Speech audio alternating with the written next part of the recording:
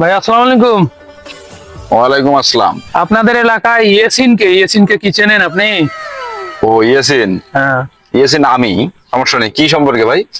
ও আপনি ইয়াসিন তাহলে? হ্যাঁ। আপনি কি লোনের জন্য আবেদন করছিলেন? ও হ্যাঁ হ্যাঁ, আমি তো একটা লোডের জন্য অ্যাপ্লাই করছিলাম। আচ্ছা ঠিক আছে, একটু বসেন, কাগজপত্র বের করতেছি। তা ভাই আপনি যে লোন নিচ্ছেন, তো আপনি লোন নিয়ে কি করবেন? ভাই গাড়িটা অনেক পুরান হয়ে গেছে, তো ভাবতেছি যে গাড়িটা কাউকে দিয়ে দেবো, দিয়ে একটা নতুন একটা গাড়ি কিনবো।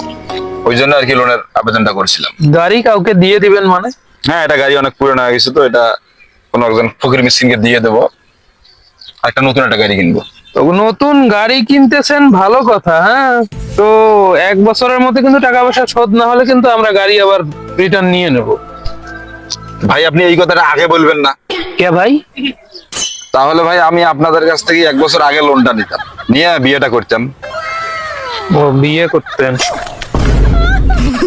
মিয়া আপনাকে আর কোনো লোনে দেব না।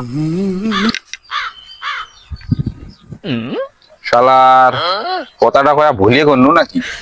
ও ভাই ভাই, শালা